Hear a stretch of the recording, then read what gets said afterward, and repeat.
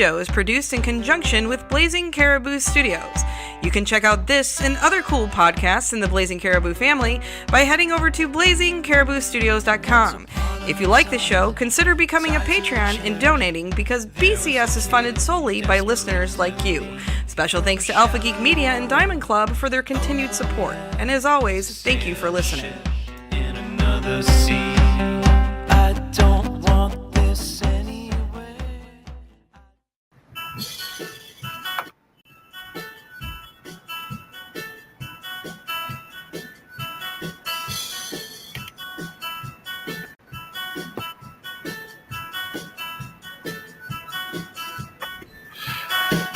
Hello, everyone, and welcome to episode 5 of I'd App That.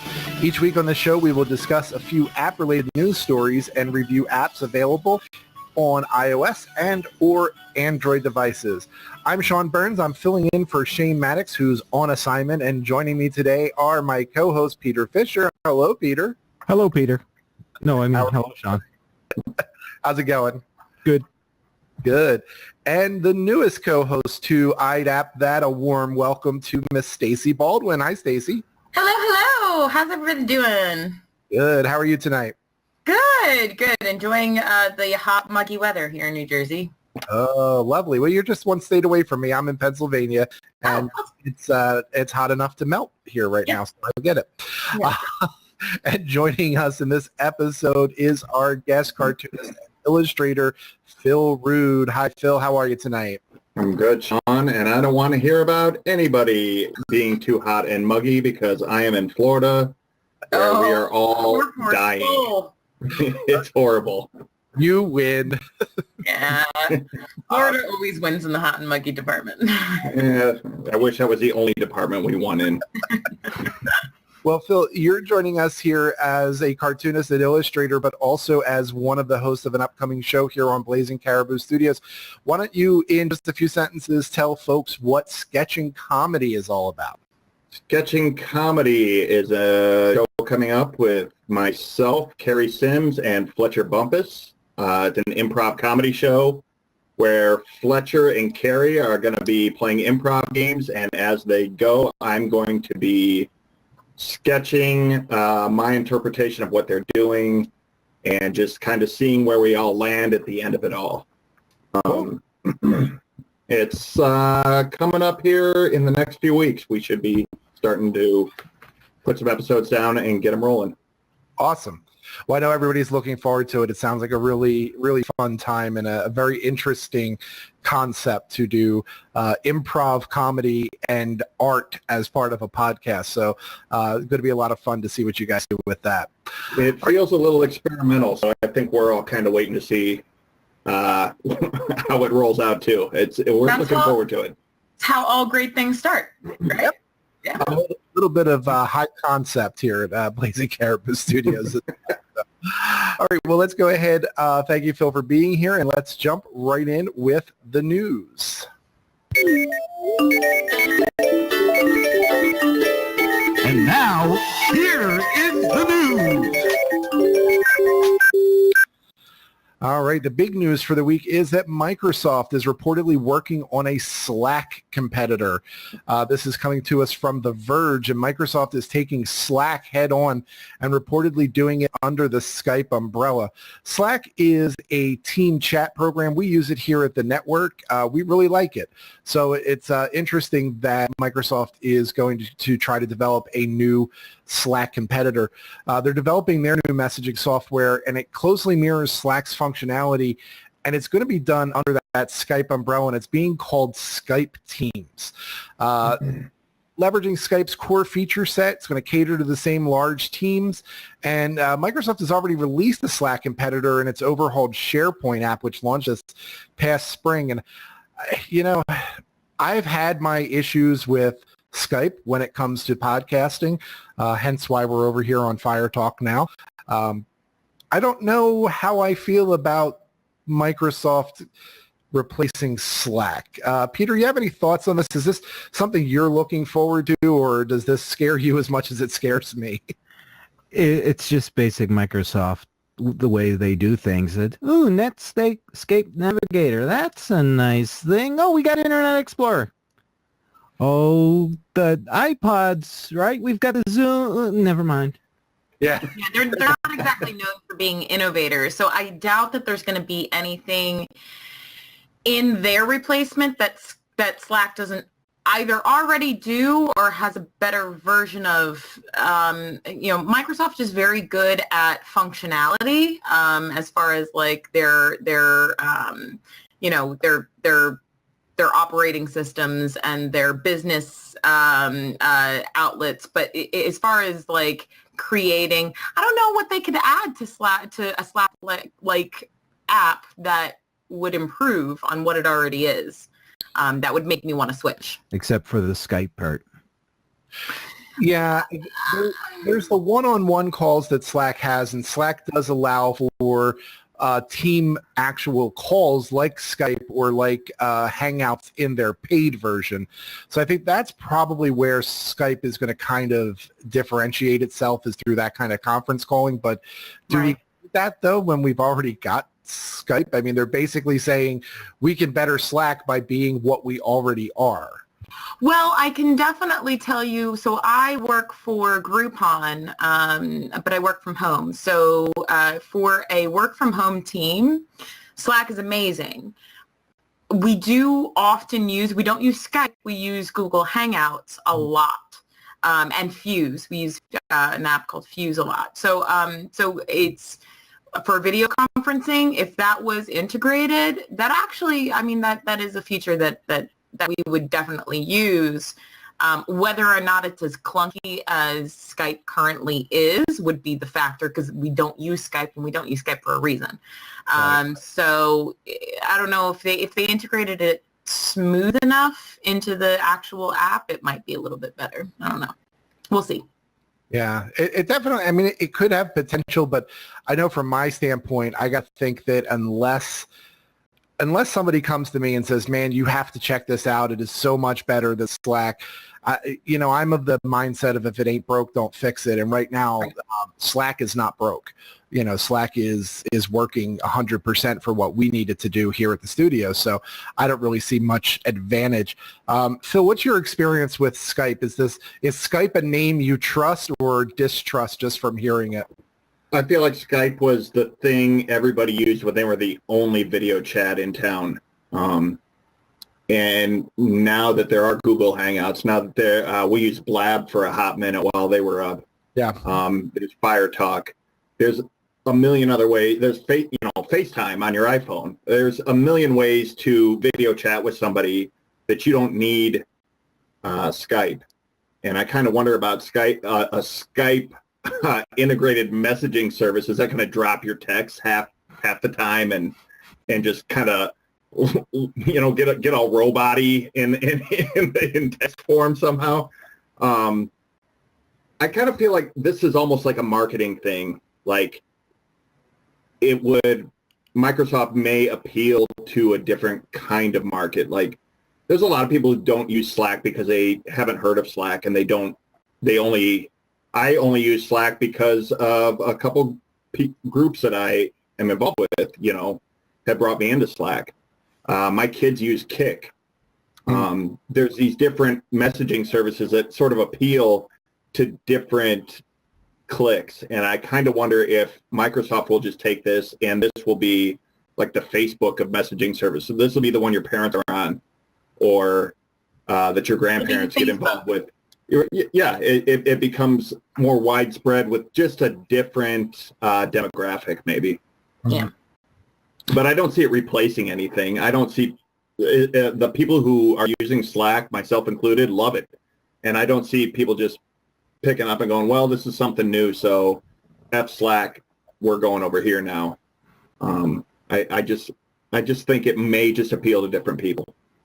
Yeah, Slack. Just to clarify, SharePoint and Skype Teams are separate programs. Right. Yeah, Skype is going to be the new one. SharePoint was the one that they have already released that they thought might compete with Slack.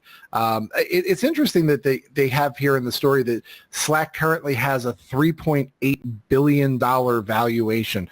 So I'm sure that they're, that shows the worth of Slack, as well as I've been seeing a lot of commercials on television for Slack lately, which you don't always see except with your really high-end apps. And I've even seen them running ads during NFL football, which is not a cheap ad buy.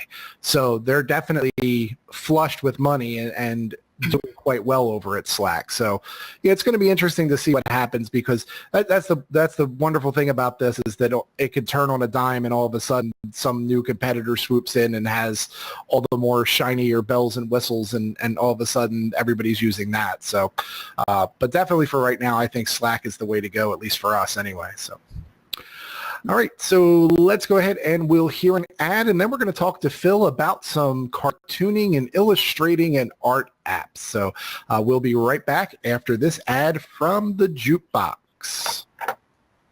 Hi there, this is Brett Stewart from the Jukebox Podcast. Are you a huge fan of music, or perhaps you'd like to expand your sonic horizons? Well, I am here to help. Every month, the Jukebox digs deep into the finest of the world's independent music. From folk to blues to hip-hop, rock and roll, jazz, spoken word, experimental, even classical. We spend time with it all. Plus, I bring industry professionals and fellow fans on Jukebox roundtables every month to discuss the latest news and topics in the industry. Join me at jukeboxpodcast.com and on all major podcatchers. Catch your spirit and ride. Review. All right, so Phil brought some apps for artists for us to look at, and the first one that he's going to talk about is Metabang Paint. What is Metabang Paint, Phil?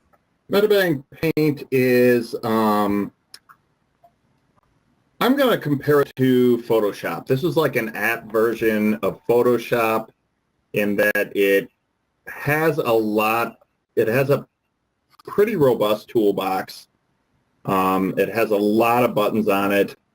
It has quite a few options for like brushes and pens and layers. But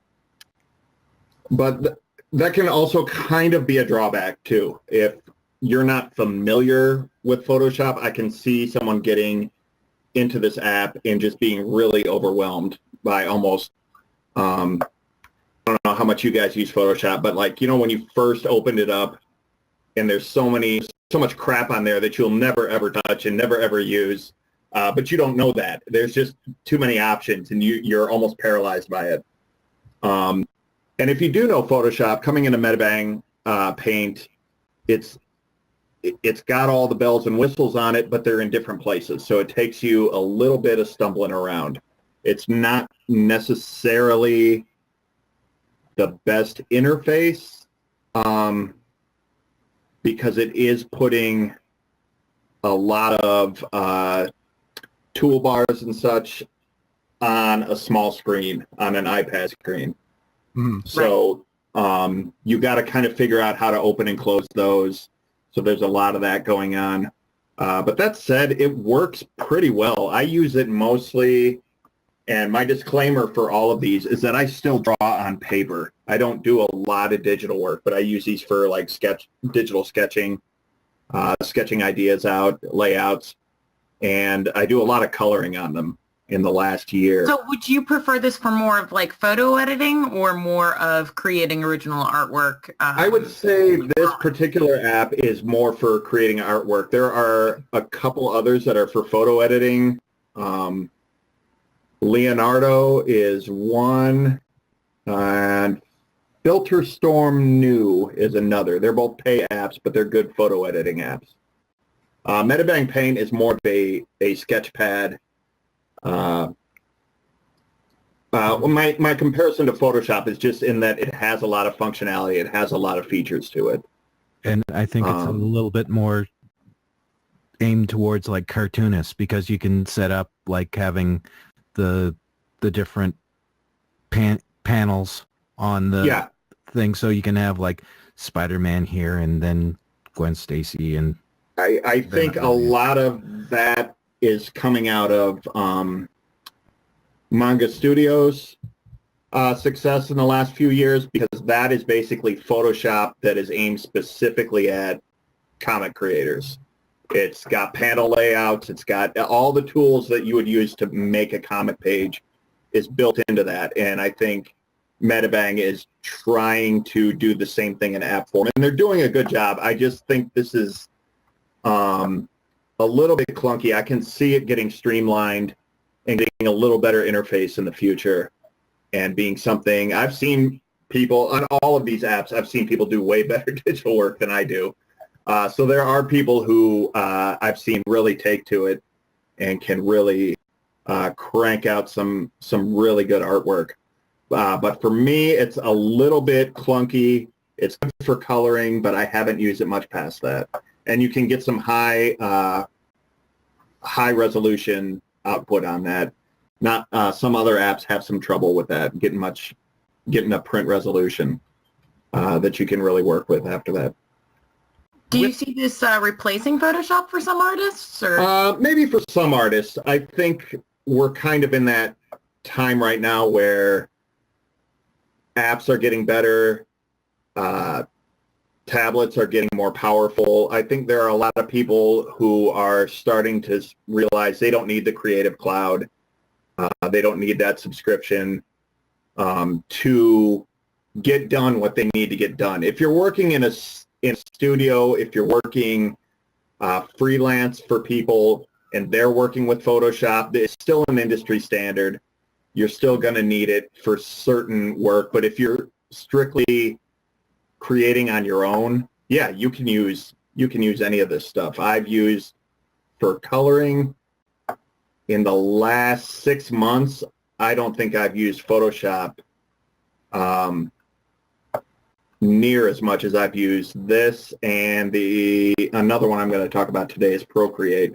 I've used those for coloring more in the last 6 or 8 months than anything else, just because it's easy, it's cheap, and I can take it with me. So it's free versus $50 a month.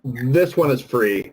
Some of the other ones cost a couple bucks, but yeah, compared to, I don't know, what's a Photoshop subscription, like $50 a month?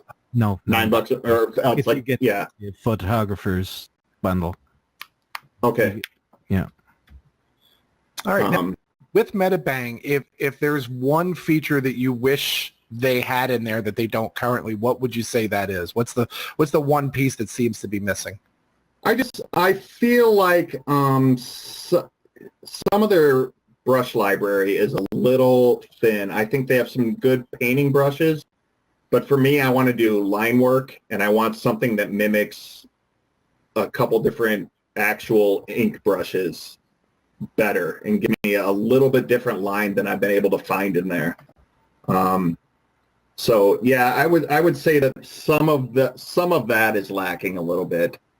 But I think, like I said, I think it's only a matter of time before this gets built up a little bit more, or other third parties start developing other, like there are artists who make Photoshop brushes, and I think it could get to a point where people could do add-ons that could possibly work within new apps like this. Go ahead, Peter. I tried this on my iPhone, and the menu seemed kind of jumbled, like sort of like they just threw everything into a drawer type of thing. Is it much more logically laid out on the iPad version of it? It's hard to say, because I'm still in my head, I'm still comparing it to Photoshop, and anytime you're used to like the Photoshop layout and you go into something that's not that, it tends to throw me off. Kind of similar, so you can make direct comparisons. Right. When I was trying to learn how to use GIMP, it was completely foreign to me, because it looked very similar, but everything did a different function, and it was infuriating. That's a great comparison, Stacey. GIMP and what's the Inkscape is the vector equivalent. which I use for vector work a lot. I don't have Illustrator anymore. I use Inkscape, but I was so familiar with Illustrator that when I switched to Inkscape, it was just similar enough to really turn me around. And it took me I spent a weekend trying to figure out where everything was. And the same thing, the interface is not quite what you're used to. No, And it's almost worse if it's kind of similar because you click on something thinking that it does something completely opposite of what it does, and then you just want to throw your computer out the window. You just end up frustrated and mad. Yeah. Spacing just. It's a very similar experience with this. It's almost I would almost call it a Photoshop knockoff. It's scaled down a little bit, but it's just similar enough to where you're like, I know this tool will do what I need it to do. I just have to find it, and finding it is the chore. So that I think is my big complaint with this. And once you figure out, for me, it's pretty simple because it's only a few tools that I'm going to use. And once you figure out where they are, it's fine. You can close everything up and work with the canvas. But when you have to switch them, you have to open everything back up, select your tool, close everything. And it just is, it's an interruption to the workflow. It's tedious. Yeah. Yes. Yeah. We're getting ready to move on here in a second. Peter, did you have something you wanted to ask on this before we move on to the next one? Well, not so much about this, but like GIMP has GIMP Shop, which has like a Photoshop-like interface to make GIMP more like Photoshop. Does the vector graphics program you have something like that with Illustrator? I don't know. I've not known about GIMP Shop, but I will look into that now that I know that's a possibility, because that would make a huge difference. Sure. Stacey, have you used Inkscape? I have not used Inkscape. I've only ever used GIMP, but I didn't know that GIMP Shop existed.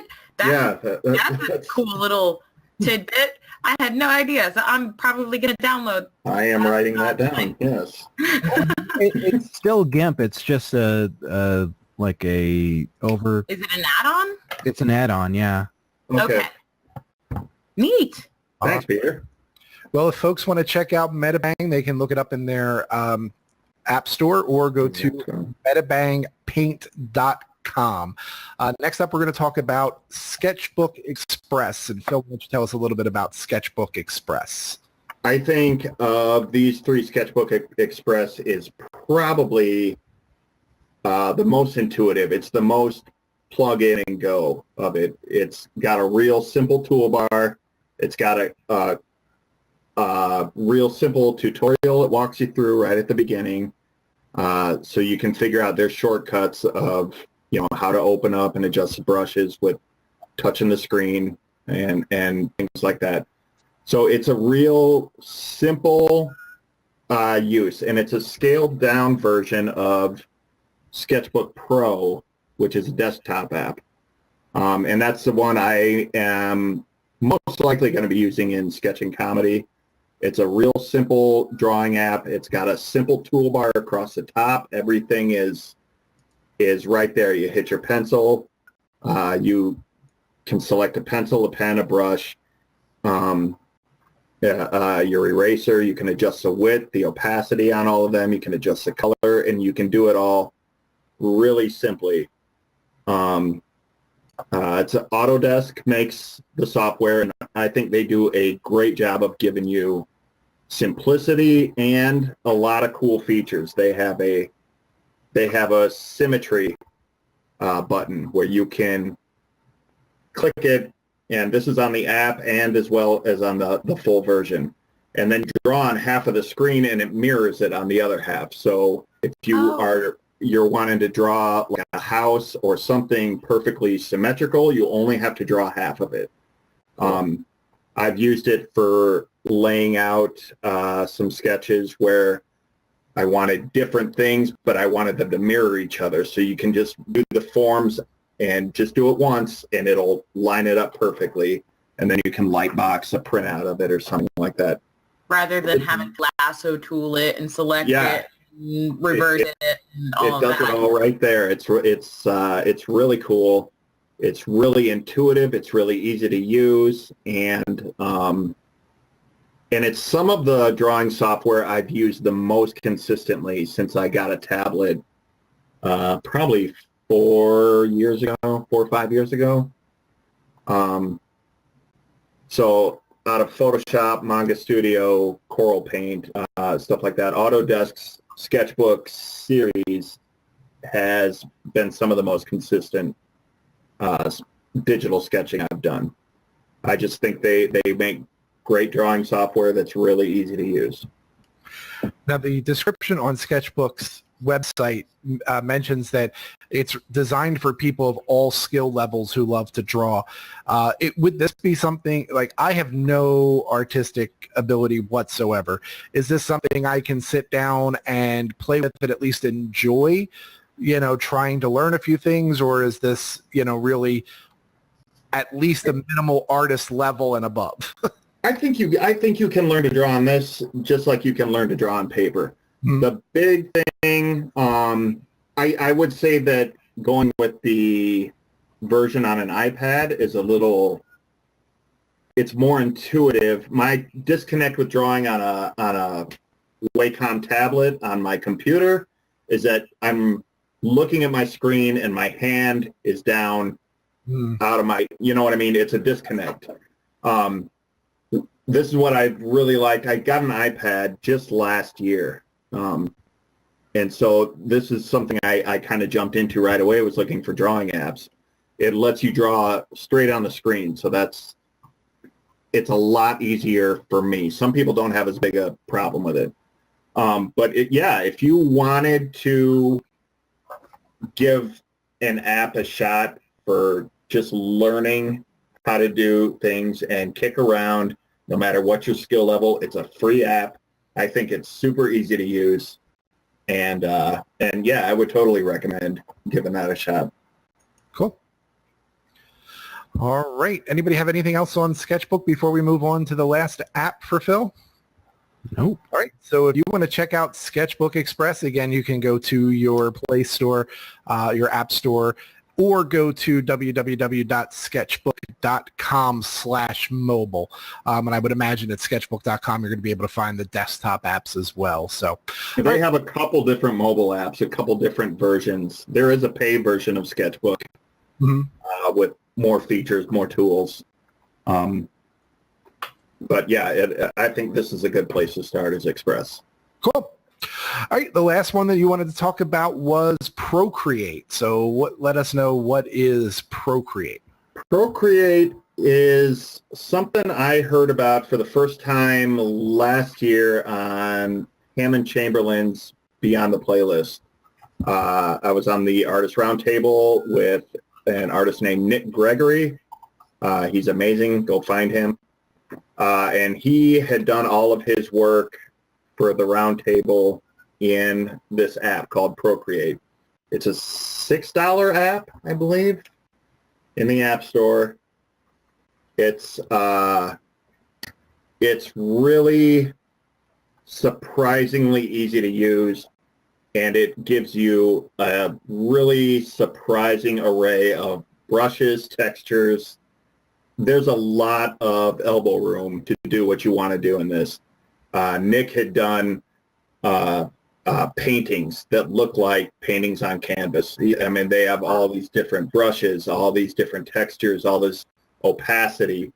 You have layers to work with, just like in Photoshop. The only drawback to layers is depending on the size of your canvas. The amount of layers you get to work with depends on the size of your canvas. If you have something big, you only get 2-3 layers. Okay. Something smaller, it gives you more room. But you can customize your canvas size. It's just really easy. There's only a few buttons at the top that let you lay out what you're doing, They're all pretty explanatory. There's one that moves it around. There's a little brush icon. There's an eraser icon. There's two squares over each other. That's the layers. And there's a circle with a color in it, and that's your color selector. On the side, you have two, what do you even call them? You have two controls. They're just little sliders, and that's your brush size and your brush opacity. And it's that easy to use. It's all right there. You can export your final work as a Photoshop file, so you can throw it in your Dropbox and open it in Photoshop and do whatever finishes you want to it. You can export video. It takes video of all the drawing, everything that you're doing to it, and it will give you a time-lapse video when you're done, which I like to do because I love to see other artists process. Right. So I share, if I do just some coloring and I take an hour to color, it'll give me a 45-second video or whatever. I love those videos. It's really cool, and they just roll through it, and I'll just post it on Facebook or whatever, and this is what I worked on today. It's a really fun, really easy to use app that you can do a lot. You can get a lot of mileage out of it. So when you for $6, it seems like a pretty good bargain. It's for an artist, I think it's the best $6 you'll ever spend. You know what I mean? I've spent more on really nice fountain pens and brushes, but and it's just here's a $6 app that will, it's just I think it's a really solid app, and I would encourage anybody who does any kind of digital drawing to drop the $6 and at least give it a shot. It's really worth playing around with. Or $8.50 in Canada. Yeah, I don't know what Canadian money it's going to drag out of you, Peter. So when you export to a PDF, do you get the different level layers on it, like a color layer and a layer? PSD? Yeah, it maintains all your layers that you've worked with. It maintains their opacity. You get it back in Photoshop just like you exported it out of Procreate.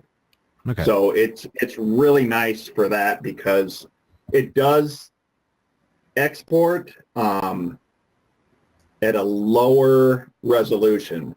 So if you bring it in big enough and then you work with it, you can export it to Photoshop and resample it so you can get something that you can print. You know what I mean? You can resample it down to a higher res and work with it there. So it is nice that So it's a pixel thing. Yes, and yes. It's not. All of these are pixel based. I don't think none of these are vector. Vector based. Vector based. Yeah, you can export this as a Procreate, Photoshop, a PDF, a JPEG, or a PNG. So it gives you quite a few options to export your artwork and your video, and there's selection tools. There's a lot going on in this app. So you consider this the top end of the three apps that we're talking about tonight? Yeah. I would say this is probably, this and Sketchbook are both kind of right there, but I think for overall, I think this is this has the most bang for your buck, even though this is the pay app that I'm reviewing. I think it's worth what you pay just for the extra tools you get and for their ease of use. You know what I mean? Okay. It's not like Metabang where they have a bunch of tools, but like Peter said, it looks like someone threw a bunch of tools in the junk drawer, and now there's just this mess. This is organized. This is easy to use. It's a great interface, which, I know a lot of artists who, I'm not going to name names or say that I'm one of them, are a little scatterbrained and get off track easy. So if you make them do a bunch of extra shit I don't know what in you're the talking about at all. of trying to draw something, you're going to sidetrack everything. And this has it all, I think, right there. So there's not as much of a learning curve, I guess, with this. Yeah, this is pretty intuitive. You can kind of jump right in. You could spend a weekend playing with brushes, opacities of different brushes, and seeing what they all do. But if you just to jump right in and start drawing or start painting, you can do that too. And I mean, it's a lot like Sketchbook Express in that way. It's easy to jump in and just hit the ground running. Sean, same with what we were saying about, if you're a beginner and you want to learn, you can do a lot worse than this. I think just having a price tag on it will, if you're not sure if you really want to do it, that'll keep people out of it. I think people who are a little more serious, a little more into it, it's already a hobby for them. They'd be willing to drop the $6 on it, but it is, whatever your skill level is, I think it's easy enough to jump in and just go, well, I'm going to draw a dog today, and just jump in and just start scribbling until you come out with a video of a dog on the other end. So yeah, it's pretty easy. It's pretty intuitive. Nice. All right, very cool. Well, folks can, again, check that out on their app store or at procreate.si. And all of these addresses will be in the show notes. Another really important address for folks to check out is patreon.com/Blazing Caribou Studios. That's where you can go and support Blazing Caribou Studios, support IDAP, that support sketching comedy, support all the great shows we have here at Blazing Caribou. There are now rewards for the $1, $3, $5, and $10 levels, all of which get you bonus content from many of our different shows on the network. So again, if you want to support us, it is patreon.com/Blazing Caribou Studios, and we thank those who already support us and who will be supporting us in the future. All right, so now we're going to go on to Peter's pick. Peter's pick this week is an app called Hopper. Peter, why don't you tell us a little bit about Hopper? Well, last week we had Skyscanner, which is like, I need to go to city A in the next 3 weeks. I want to find the cheapest flight. Now, Hopper, on the other hand, is, I'm going to Salt Lake City next June. I want to find the cheapest flight. You put in the dates, and it says, well, it'll cost you this much right now. But if you wait for a couple weeks, it's going to go down. Or it basically tells you when to buy. So you tell it where you want to go and when you want to go. And it keeps an eye on the price. And when it gets to a price that it thinks is the lowest it's ever going to be, they'll send you a message on your phone or send you an email saying it's time to buy. So it's basically a way to keep track of the price of airfare over a long time. Which I find incredibly useful because I'm the type of person that I pretty much go to the same places every year. I'll go to South by Southwest. I'll go to DragonCon, to Nerdtacular. And so I'm planning months in advance when I go to travel. If it's for somebody that travels for work, say, and they need, prices for next week, you're saying it's not going to be very useful because that's not really the point of the app. It'll find you the cheapest prices, but it might be that you're going next Thursday and next Wednesday. Well, no, it'll be the same date. It's just there's less variations the closer to the flight. So if you're 6 months out, there's going to be a higher chance that the price is going to go down. But as you get closer to the departure time, the higher the price is going to be. Unless it's like a half-filled plane and then they'll drop the thing because going with empty seats, they're not making any money. So, but it's basically a way to keep track of a certain date, a certain time to find you the cheapest thing. Do they do anything with price guarantees where since it's predictive, if they tell me, okay, right now your flight is $300 and it's the cheapest it's going to be, and then 2 weeks later it's $275, do they do anything with that, or it's just you have to trust that it's doing the best job it can? I'm not sure. Okay. Like things like Orbitz will do that. Oh, they claim to do that. Yeah. Yeah. But I know with high travel, so like South by Southwest, for example, ticket prices will skyrocket to double, sometimes triple what you would normally pay, because there are so many people traveling to the same area at the same exact times. And so an app like this would probably be very useful for something like that specifically, just because you can get in on when prices are cheap, like way ahead of time. So I definitely see the advantage of using this, absolutely, and I'm probably going to download it. Yeah, especially with Peter alluding to Salt Lake City next June being the Nerdtacular event that Frog Pants Studios puts on, that I know a lot of folks who listen to our shows are really looking forward to. They have no data. They have no What's data. that? They have no data for that. I've already checked. Oh, okay. So we're not It's ready. too far out. Yeah. Too far out. So probably in like December or January, we'd be closer to that 6-month range, and we'll start to be able to see a lot more. So, is this something you've actually been able to use yet, Peter, or this is just something you checked out and thought, well, this is definitely going to pay dividends in the future?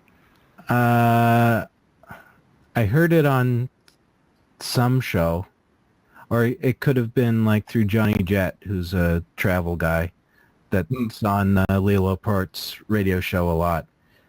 But I actually did plan a trip out west in October, and I had this for a while, but I ended up, again, like with Skyscanner last week, Southwest does not have listings in this, so it's only prices of things that are searchable. So Gotcha. like airlines that keep the price to themselves won't show up. So yeah. All right. Well, very cool. Definitely something to check out. And again, folks can get that on their Play Store or at hopper.com. All right, and that is going to do it for us for another episode of I'd App That. Phil, thank you so much for joining us tonight and bringing those very cool apps. Where can people find you on the web? Real simple. I'm at philrood.com, PHILROOD, and you can get to wherever else I am on the internet from there. Awesome. And Peter, what about you? Where can folks find you? You can find me at Tina Podcast. That's Tina_podcast, or Peter D. Fisher on Facebook. Awesome. And Stacy, welcome aboard again. And where can folks find you? I'm on the tweeters, and you can find me at StacyBee23, so that's at StacyBee23, or you can go to my website that I update periodically with whatever I'm doing, and that's going to be StacyBaldwin.com. Awesome. Well, thank you very much. Folks, our theme music is provided by Blanket Barricade, and you can find more of their work over at youtube.com/Blanket Barricade. Our writer for the show is David Luzader, and artwork for the show provided by Michael Johnson. If you enjoy this show, please consider subscribing on iTunes, leaving us a review, or telling a friend about I'd App That. Also, please consider becoming a patron at patreon.com/Blazing Caribou Studios.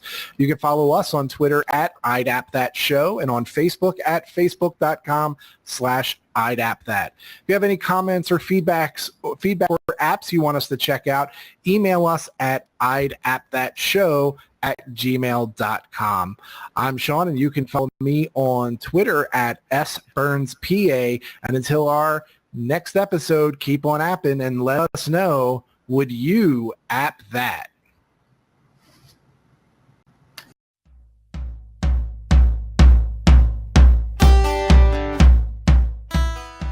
You've been listening to a Blazing Caribou Studios production. If you like this podcast and want to hear more like this, consider supporting the BCS Patreon at blazingcariboustudios.com. A special thanks to Pinto and the Bean for our company theme music. If you want to hear more, head on over to pintoandthebeanmusic.com, where you can check out this and other cool tracks. From a shallow world.